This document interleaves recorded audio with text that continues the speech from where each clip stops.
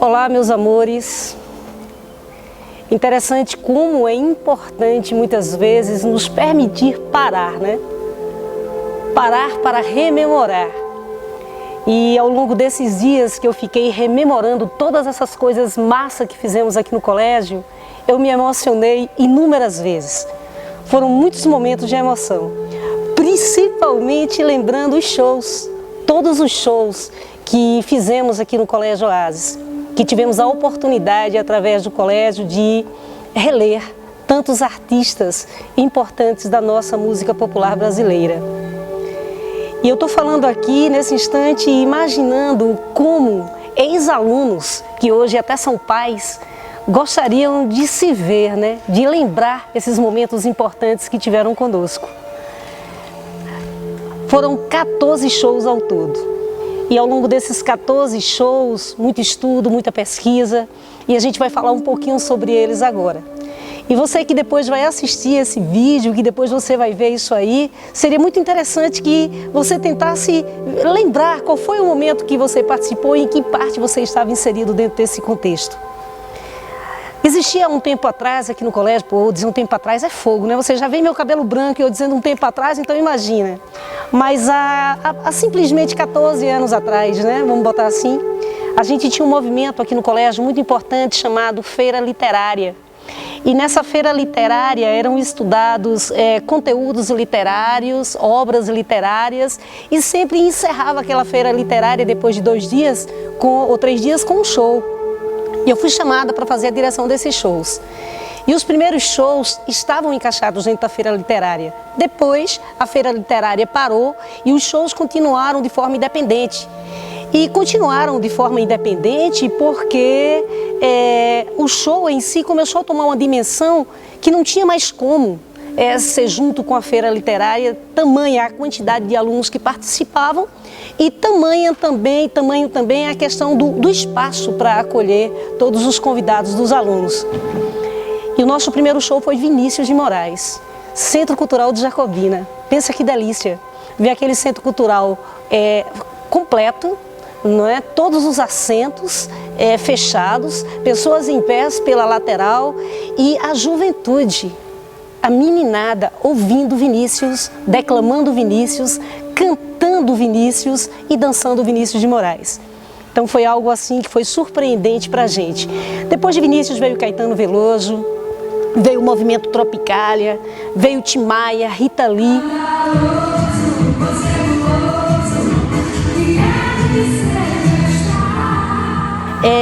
Cazuza, Raul Seixas, Luiz Gonzaga, Flávio José, Dominguinhos.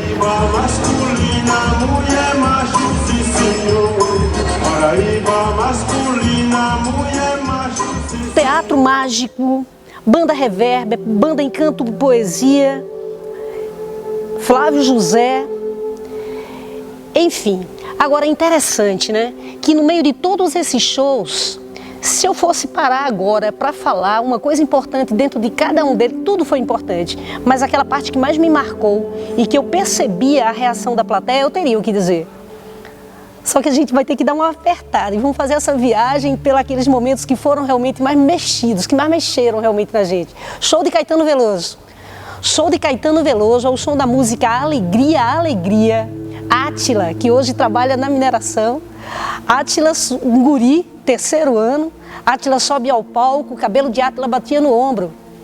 E quando é daqui a pouco, Átila tem uma cena onde ele está atrás de um pano, né? Atrás de uma sombra, fazendo uma sombra, e a plateia começa a ouvir a música Alegria, Alegria, começa a ouvir o som da máquina de cortar cabelo, e daqui a pouco ao som das pessoas, dos atores dizendo é proibido proibir, né? É proibido proibir, a gente mexendo com aquela questão do tempo da ditadura, sai Átila completamente raspado a cabeça, o cabelo foi todo tirado nessa cena.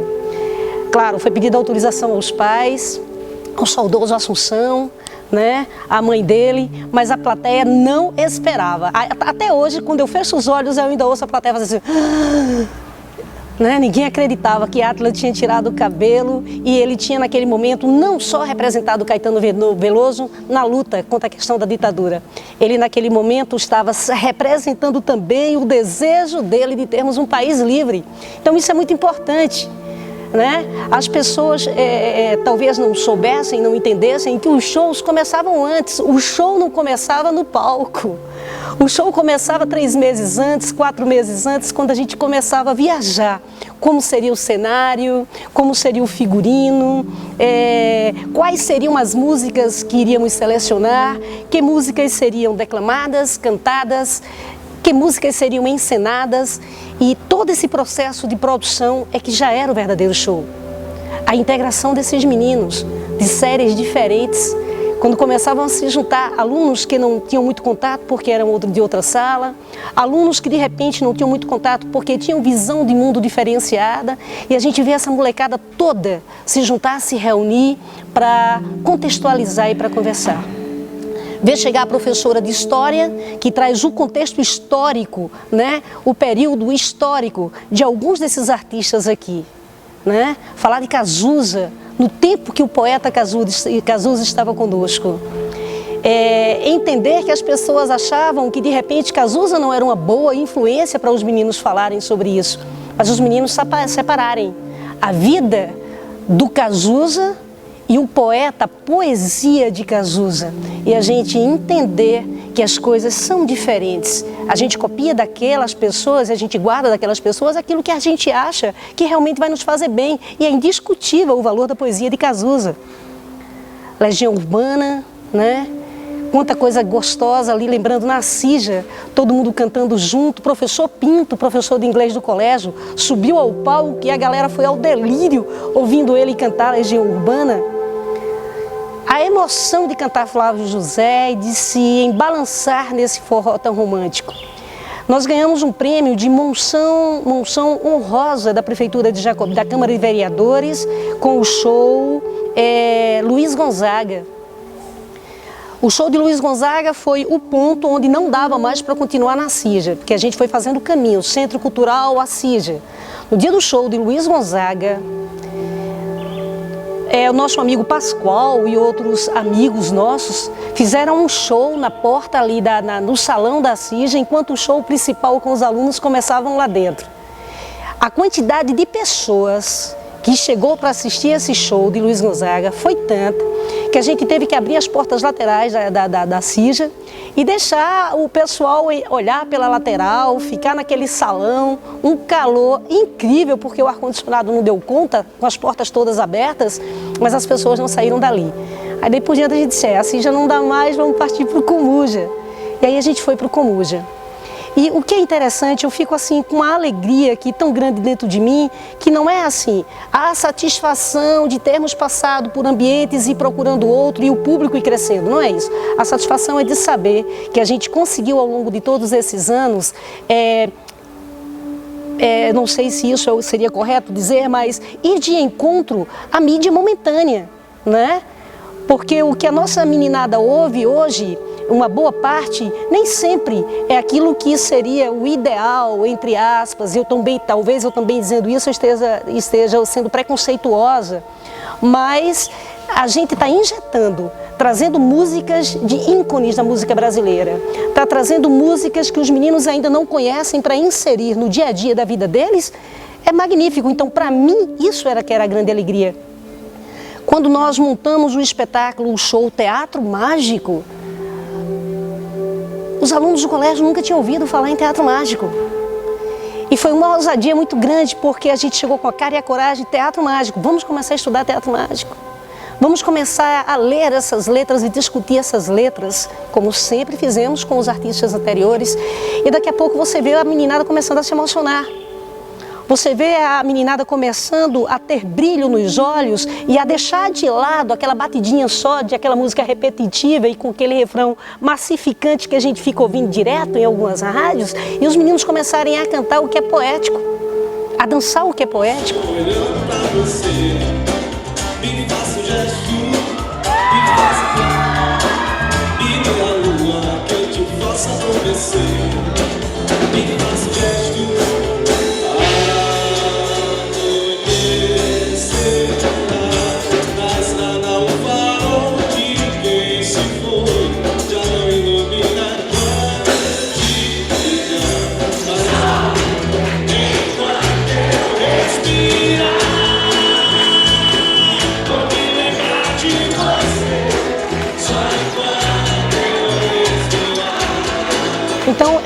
desafio. Todos esses shows foram desafios, né? A banda Reverber, um dos quase últimos shows, onde a gente trouxe a banda Reverber e a banda Encanto e Poesia. Encanto e Poesia é uma banda de São José do Egito. Né? A outra banda Reverber é uma banda paulista.